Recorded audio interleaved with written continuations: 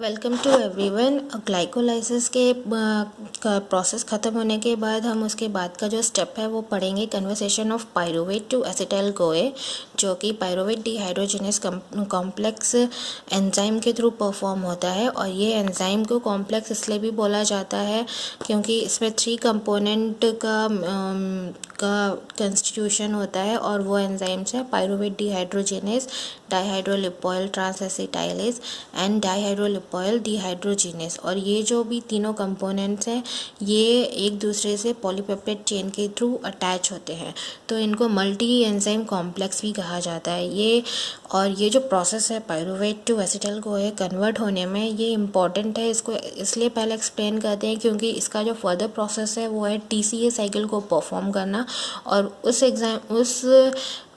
Cycle को start होने के लिए एसिटाइल कोए की ज़रूरत होती है कंडेंसेशन प्रोसेस के लिए, जो कि ऑक्सैलो एसीटेट के साथ मिलकर होती है। तो उससे पहले ये समझना ज़रूरी है कि पायरुवेट से ये एसिटाइल कोए का जो फॉर्मेशन है ये पायरुवेट डिहाइड्रोजिनेस और मल्टी एंजाइम कॉम्प्लेक्स के थ्रू होता कैसे है, तो इसका भी एक आइडिया होना चाहिए। और इसका जो डायग्रामेटिक प्रेजेंटेशन है इसके थ्रू ही हम इसको एक्सप्लेन करेंगे। देन सबसे पहले इसका जो साइट है वो भी पता होना चाहिए। तो ये पायरुवेट जो है इसका फॉर्मेशन ग्लाइकोलाइसिस के थ्रू साइटोसोल में होता है, और ये जो ट्रांसफ़र होता है माइटोकॉन्ड्रिया में, जहाँ पर ये एसिटाइल कोए का फॉर्मेशन होता है। और ये स्टार्ट होता है पायरुवेट के स्ट्रक्चर से।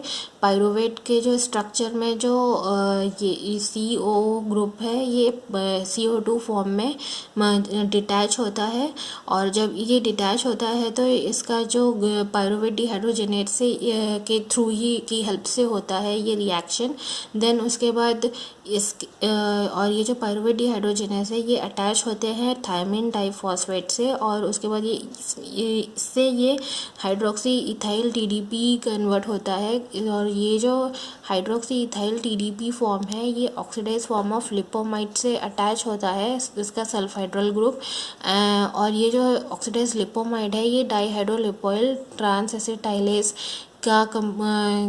के थ्रू इससे अटैच होते हैं। और डाइहाइड्रोलिपोमाइड जो है एसिटाइल लिपोमाइड में के फॉर्म को कोए से अटैच होके कोए कंपाउंड से अटैच होके, जो कि कोएंजाइम के फॉर्म में अटैच होता है एसिटाइल लिपोमाइड से, और एसिटाइल कोए को डिटैच करता है डाइहाइड्रोलिपोमाइड के थ्रू। एंड देन और इससे जो जो एसिटाइल कोए है वो डाइहाइड्रोलिपोइल डिहाइड्रोजिनेस एंजाइम के थ्रू ऑक्सीडाइज फॉर्म में अगेन रिसाइकिल होता है, जो FADH और NADH की मदद से। तो जो एसिटाइल कोए इस तरह इसका फॉर्मेशन होता है बनने का। देन जो इसमें जो मेन इम्पॉर्टेंट एंजाइम है वो है पायरुवेट डिहाइड्रोजिनेस एंजाइम। इसमें अगर आपको ये डायग्राम क्लियर दिख रहा है तो ठीक है, नहीं तो मैं एक्सप्लेन कर देती हूँ इसको। इसमें क्या है कि जो पायरुवेट डिहाइड्रोजिनेस एंजाइम है ये एक्टिव फॉर्म में भी प्रेजेंट होते हैं और इनएक्टिव फॉर्म में भी प्रेजेंट होते हैं। तो जो एक्टिव फॉर्म है वो है डिफॉस्फोरस फॉर्म में होता है, और जो इनएक्टिव फॉर्म है वो है फॉस्फोरस फॉर्म में होता है। तो जो एक्टिव से इनएक्टिव फॉर्म में कन्वर्ट होने की प्रोसेस पायरुवेट डिहाइड्रोजिनेस काइनेज के थ्रू होती है, और इनएक्टिव से एक्टिव फॉर्म में कन्वर्ट होने की जो प्रोसेस है वो पायरुवेट डिहाइड्रोजिनेस फॉस्फेटेज से होती है।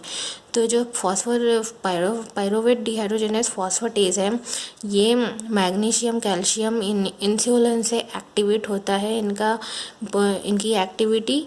एंड देन जो पायरुवेट डिहाइड्रोजिनेस काइनेज है ये एसिटाइल कोए NADH NAD-ATP इनसे एक्टिवेट होते हैं, और पायरुवेट काइनेज से इनहिबिट होता है, और कैल्शियम से भी ये इनहिबिट ही होता है।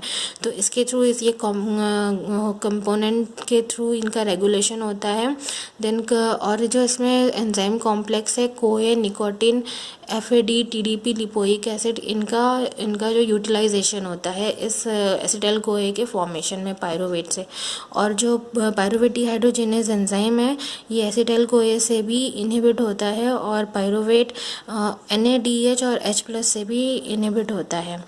तो ये एक्सप्लेनेशन अगर समझ में आई हो और एग्ज़ाम के पॉइंट ऑफ व्यू से किसी भी एस्पिरेंट को ये हेल्प से होती है तो अच्छी बात है। और अगर ऐसा है तो प्लीज़ इसको लाइक करिए और अपने जो भी एग्ज़ाम के लिए जो भी तैयारी कर रहे हैं एस्पिरेंट्स उनके साथ शेयर कीजिए। Thank you.